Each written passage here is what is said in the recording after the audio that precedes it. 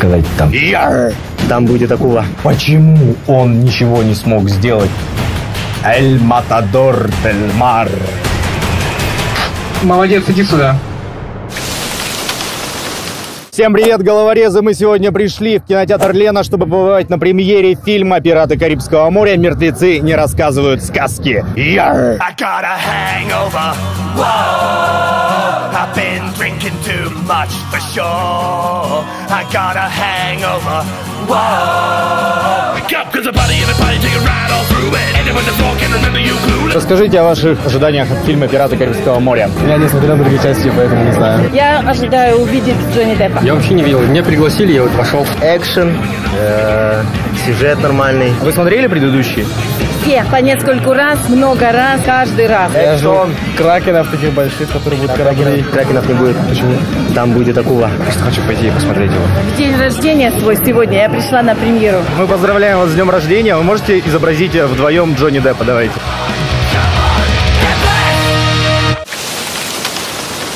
Ну что ж, дорогие друзья, сегодня мы поговорим о 5-й части «Пиратов Карибского моря» и поговорим немножко о всей серии. А вообще, что я хотел сказать? Pirates of the Caribbean.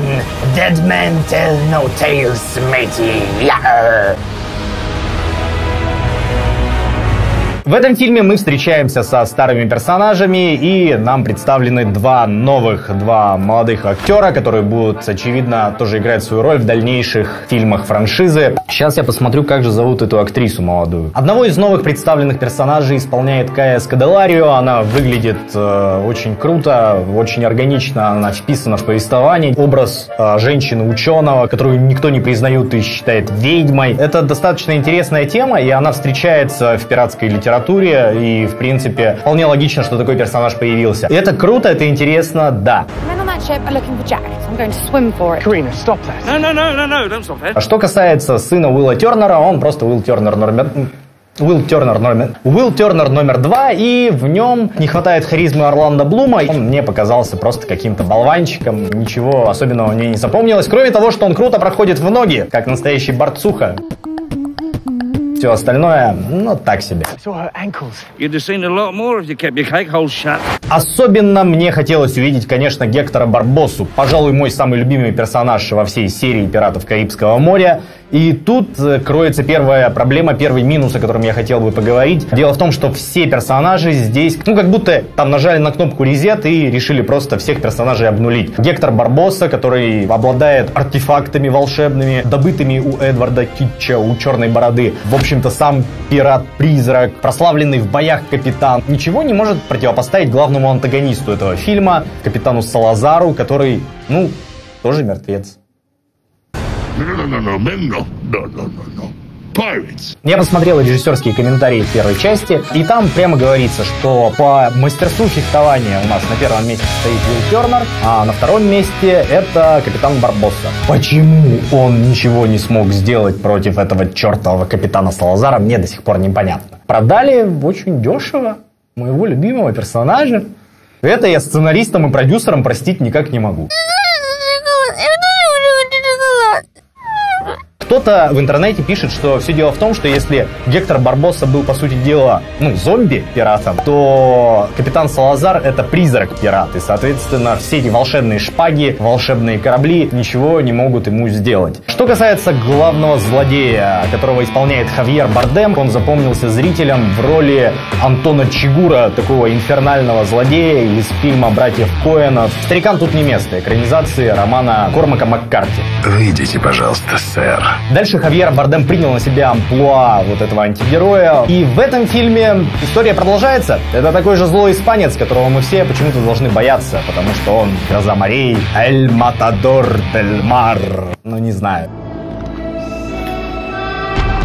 А как вы знаете, там есть даже камео Пола Маккартни, которое продается, просто максимально дешево вообще. Если Кит Ричардс в роли отца Джека Воробья смотрелся органично и прикольно, то Пол Маккартни, как дядя Джека Воробья, выглядит уже немножко вымученно. Да, там есть Пол Маккартни. Он не играет абсолютно никакой роли, и, в принципе, его могло бы там и не быть. Если вы помните, первый фильм был основан на одноименном аттракционе компании Disney. И, в общем-то, пятая часть не исключение. Там очень много каких-то больших деревянных конструкций, которые движутся по рельсам. Они куда-то все летят, куда-то прыгают, там что-то горит, что-то взрывается. Это прикольно, это круто, когда за всем этим стоит очень сильный актерский состав и хорошая режиссура, и хороший сюжет, и хорошая легенда. Но в данном случае мы видим просто аттракцион, потому что по большей части все персонажи здесь представлены крайне картонно. У нас есть Джек Воробей. Продюсеры такое чувство, что вообще забыли, что у этого персонажа есть какая-то глубокая предыстория, что помимо того, что он балбес, самый худший фехтовальщик на 7 морях, он, тем не менее, легендарный пират, потому что, он, конечно, удачлив, но он не столько удачлив, сколько хитер, изворотлив, ловок и так далее. Здесь мы этого не видим. Здесь мы видим, просто действительно раздолбая, который непонятно как собрал вообще команду, непонятно как он вообще дожил до таких преклонных лет.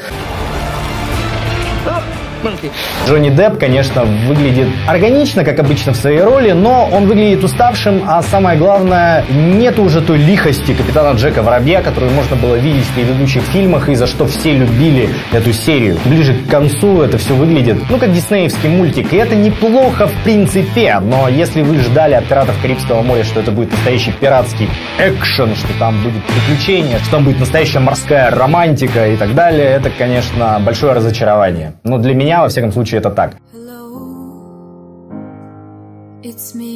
Если вы внимательно смотрели первую часть «Пиратов Карибского моря», там видно, что большая часть задников — это просто декорация. Этим достигалась некая такая ламповость повествования. В пятом фильме продюсеры решили раскошелиться, и все корабли, которые вы видите, это настоящие корабли. То есть их построили, спустили на воду и устроили там всякий экшен. К сожалению, не спасает это никак фильм, потому что есть там сюжетные минусы. Во-первых, почему Кира Найтли за 20 лет не постарела? Что она делала все это время, так как по окончанию предыдущих частей она, в общем-то, была королевой пиратов. А дальше Уилл Тернер, главный герой, главный пассионарий серии, когда узнает, что его сын его ищет, что он делает? Он говорит: сына, не рыпайся, я буду здесь вечность, твоя мама будет там тоже вечность, нам всем кирдык. То есть это абсолютно не соответствует самой концепции персонажа Уилла Тернера, человека функции. Персонаж этот тоже подан очень неправдоподобно. Поговорим о плюсах картины. Самый главный плюс картины, конечно же, в том, что это пиратский фильм. Казалось бы, в 2003 году, когда был огромный успех первого фильма «Пираты Карибского моря», все продюсеры должны были понять, что люди любят пиратов. При том, что последний высокобюджетный фильм, который выходил на голливудские экраны, это был «Остров головорезов». Можно вспомнить сериал «Черные паруса», который на канале Starz выходил. Вот один из плюсов — это фильм про пиратов. Второй плюс, конечно, бюджет картины говорит сам за себя. Очень классные съемки, хороший актерский состав. В общем-то, можно всегда получить удовольствие, просто созерцая, как старые знакомые вновь в своих старых ролях. И, как я говорил, это диснеевская сказка. То есть она дорогая, она красиво сделанная, там очень много каких-то, милых сердцу вещей, которые, просто хорошие. То есть ты смотришь и думаешь, нормально, это здорово. Буду ли я советовать этот фильм друзьям? Если человеку нравятся пираты, я, конечно же, посоветую, потому что фильм неплохой. Если же человек вдруг не смотрел никогда серию «Пираты Карибского моря», то я, скорее всего, отправлю его сразу прямиком к первому фильму «Пираты Карибского моря» «Сундук мертвеца», потому что вот это действительно шикарный фильм. И я не знаю, возможно, в 6-й части, а 6-я часть точно будет, потому что Джонни Депп, оказывается, подписал контракт включительно до 6-го фильма. Я надеюсь, что продюсеры возьмутся за ум, что режиссерское кресло займет какой-то действительно толковый человек, что сценаристы придут в себя. Может быть, сам Ким Пауэрс придет и скажет: ребят, прошлый фильм по моей книге был так себе, давайте снимем сейчас нормально. Такие у меня впечатления о фильме «Пираты Карибского моря». Мертвецы не рассказывают сказки.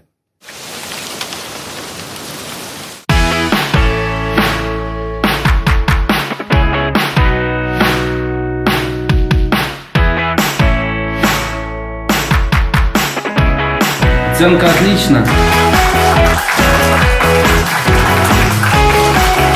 Выбери свой путь. Поступай во ВСИЭМ. У каждого дела запах особый. У маляра пахнет краской роба. Куртка шофера пахнет бензином. Блуза рабочего — маслом машины. Руки стилиста водой душистой, у визажиста румяной пушистой. Пахнет электрик горелой проводкой, сладким парфюмом с изысканной ноткой пахнет ведущий в день торжества. Ведь не секрет, пахнут все ремесла.